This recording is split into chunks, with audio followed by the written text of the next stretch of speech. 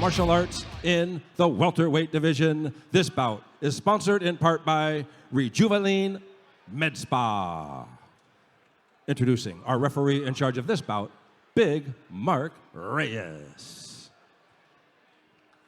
And now, introducing to you first on my left, fighting out of the blue corner, he is wearing orange trunks trimmed in blue. He is hailing out of Long Beach, California. He weighed in 170 pounds. His record, no wins with 2 losses. Ladies and gentlemen, introducing Kylan Ensov Bishop!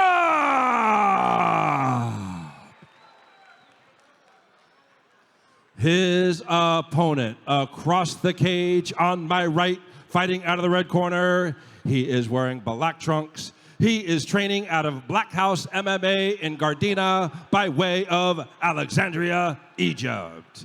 He weighed in 168 pounds. His record, 1 win, 2 losses. With that win coming by way of stoppage, ladies and gentlemen, introducing your girlfriend's favorite grappler, Omar Farag. All right, fans, here we go. 3 rounds of mixed martial arts in the welterweight division.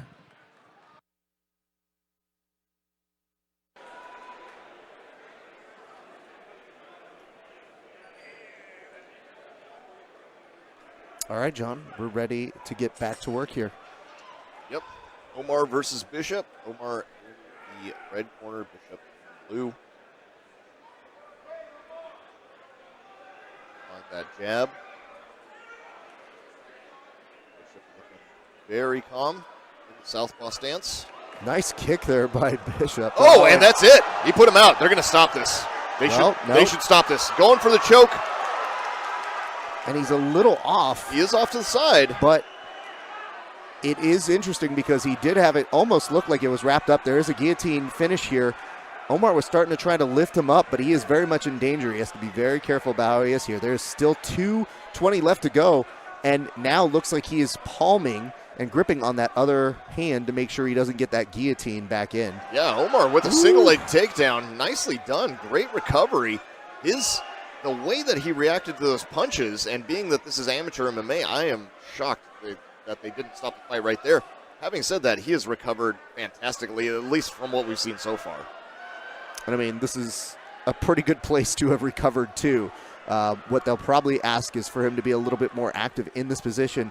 And he doesn't, I mean, this is a hard move to finish, but that does seem like from the bottom, we were looking for a little bit of a choke. It's just very difficult to do from that position. Very difficult. Randomly, I think maybe in the last SparStar, saw one finish from the bottom, which maybe it was the first one I've ever seen finish from there. Now, here's a nice reversal of fortune.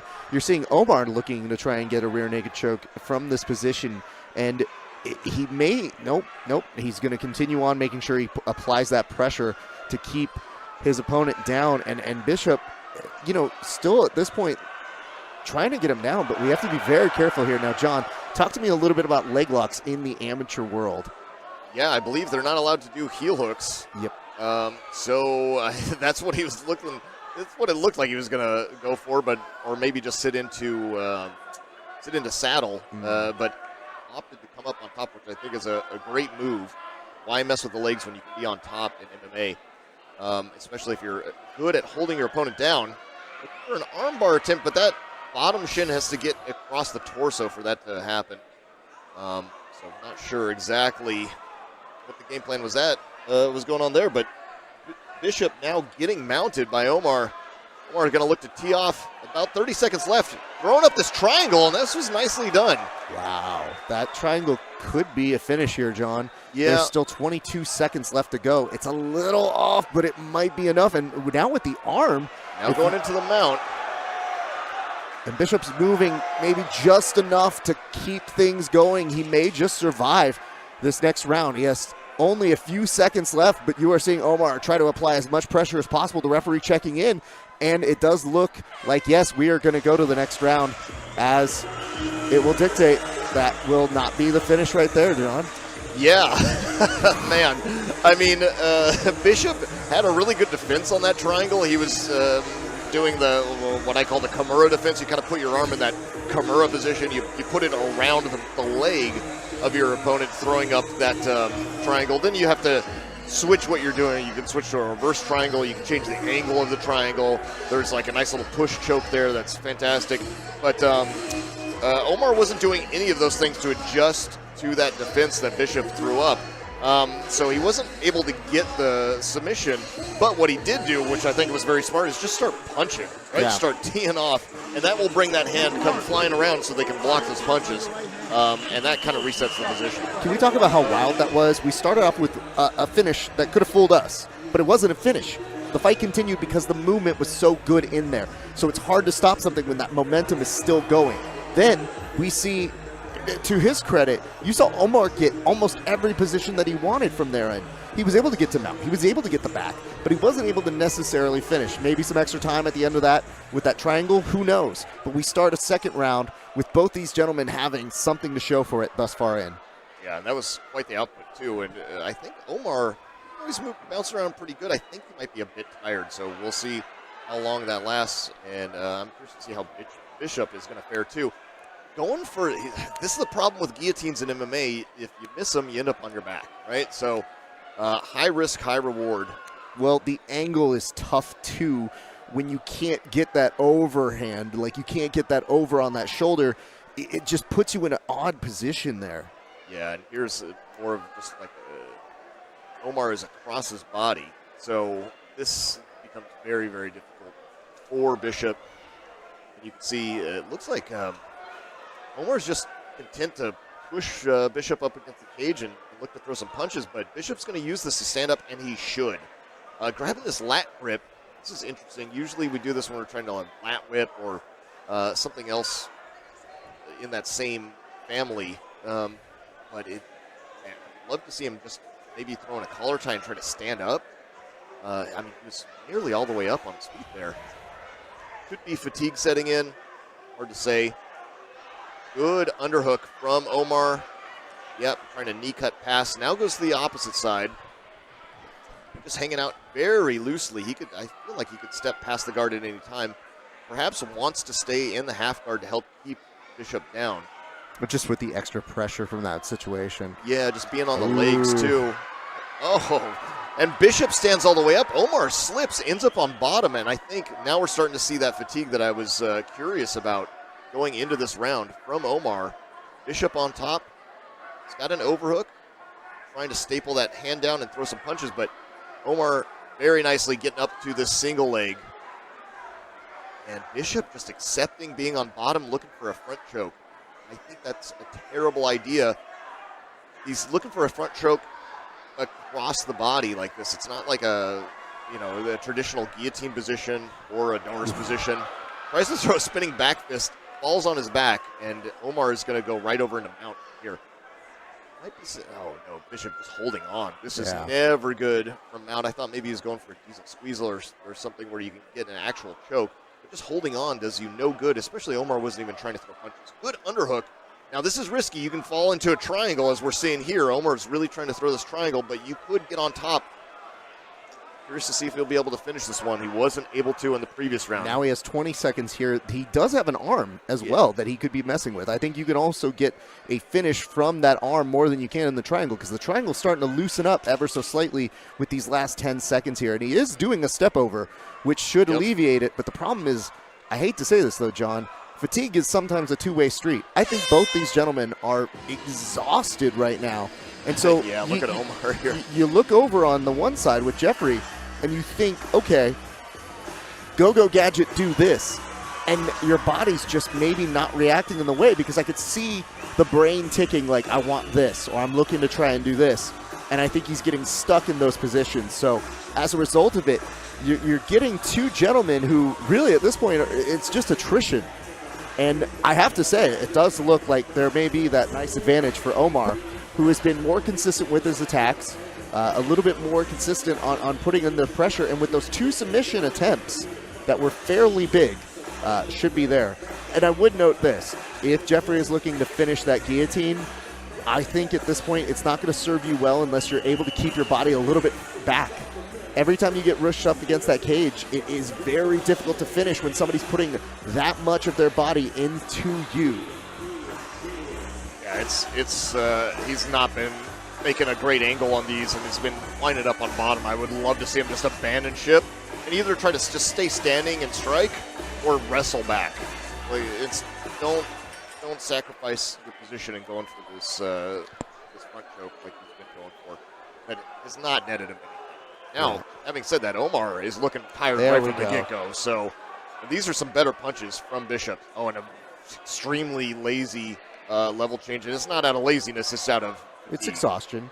And I mean, keep in mind, we're discussing somebody who we thought was out on his feet very quickly in the fight, and maybe just doing out of reaction at this point. You know, even if you recover, you still carry that with you for the rest of the fight. And at this point, now, the best strategy you can do is put all of your weight on that opponent, make them just as tired as you are. And we've seen Jeffrey struggle to kind of get off a submission in a safe way. Every time he's put one in, he's actually been in more danger. Yeah, I think Omar has quite an advantage in the grappling as far as skill set goes. But at this point, now it's just working on athleticism, right? Because he's looking really, really tired here, and he's even sometimes getting into good positions, but just not able to capitalize on it. And I think that might. Yeah, but here's the nice part: trying to find that leg for a single. I mean, at the very least, it can get you in those positions that you were winning in.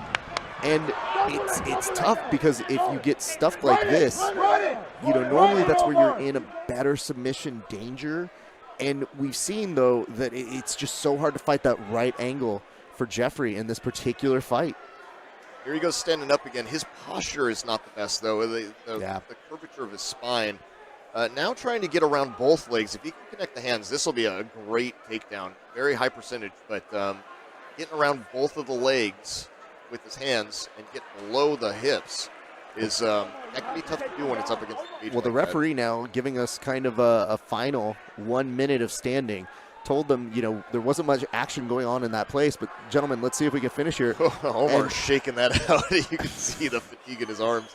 He's trying to just wish it away. I mean, that might have just been a gift to Jeffrey if he could capitalize on it, because Omar may look tired, but you're not going to beat him right now by trying to out-wrestle him. It's going to be through trying to outstrike him. Yeah, and Omar is, even though he is fatigued and I think he is having some cardio issues, he is doing a good job of closing the distance, staying out of harm's way in the striking. So, and he is winning these exchanges. Yeah. So, curious to see how this is going to look in the eyes of the judges, but that knockdown could have gotten Bishop that first round, but curious to see how the rest of it's being scored as well. Ooh, nice. Beautiful takedown. And if there was ever a time you needed one to finish this fight, that would be the opportune moment. At this moment, I think he might be too tired to put him away, but that's a nice way to end a fight. Yeah. And there we go. Oof. Great takedown to finish the fight. That's going to look great to the judges. For sure, that's got to play in the mind when they're scoring this final round. And let's give up our props to Omar, man. I mean, let me put it to you this way. If any of you guys are ever that tired, you would hope that your instincts can find mount. It can find a takedown. It can find a throw like he was able to do multiple times throughout this evening. I was very impressed with his ability to do that. I mean, you feel for those athletes when they look so exhausted and they're not able to mask it. They know they're tired, and normally when you can mask it, you can get away with stuff, but man, it's tough. It is so tough when you're out there to be able to make things work. And to Jeffrey's point, I would say this. You know, when I saw those guillotine attempts, the big thing that I tried to motion a little bit earlier to in our discussion was, if you can get your legs back and there's not a cage, you might have a shot. That sprawl back might give you a shot to get that, but if you're pressed up against like that, then your arm maybe gets a little more out of position. Then trying to go over with the other supporting arm for that elbow over guillotine, it's so hard to do. So I would say to him, I think there are ways that he could be setting up his submissions that may prove more fruitful to him going forward. But for what it was, both of these gentlemen survive all the way to the end, and now seem to be exchanging pleasantries with one another as they kind of acknowledge what the other did. Yeah, I mean, and Bishop too. I would love to see him work more on his wrestling and try to keep it standing longer. He was doing well in the stand-up. He just was having a really tough time in the exchanges and keeping away from being on bottom. But Omar also was proved to be pretty stifling in that respect. So, yeah, I don't know. I'm curious to see what the judges say about this one. Well, I mean, we got a good sense of why it would be so interestingly close in some avenues. And, you know, sometimes you wonder, like, what does that fatigue look like to a judge? You know, when you did see that knockdown, you go, do I just give you the rest of this round? Even though, guess what? You might get a little murked at a certain point. Or it may look like you were in bad spots. Or you ended up in a submission by the end of that round. So does that negate it? I mean, some judges will give you 0 points for that. Speaking of which, we now actually go. Ladies and gentlemen, after 3 rounds of action, we go to the scorecards. We have our decision. Judge at cage side, Don Howard scores the bout 29-28, while both judges cage side, Chris the Crippler Lieben and Jackie Denkin score the bout 30-27 in favor of our winner by unanimous decision. The red corner, your girlfriend's favorite grappler, Omar Farag. That's right, fight fans. You better hide your girlfriends, because this guy's causing some trouble in the ring here, in the cage, I mean. How do you feel, brother? I feel so tired, but I'm proud of myself because I pushed myself and I took his ass down, you know. I wanted to work with submission, but he was kept like super, like holding me super tight, you know. And every time I started ground and pounding him, I gave him space to get back up, and I didn't want to stand with him, you know. That's it. So who you train with, brother? I train with the best team in the world, Black House MMA, with all the top ranked fighters in California.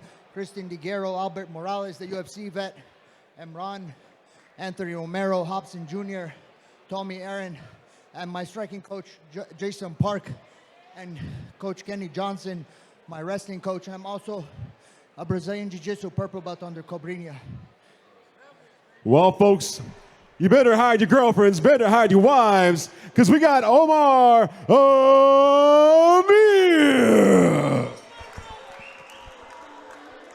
Here's the good news, Omar. You have earned every bit of celebration and rest that you get for the next couple of days, my friend.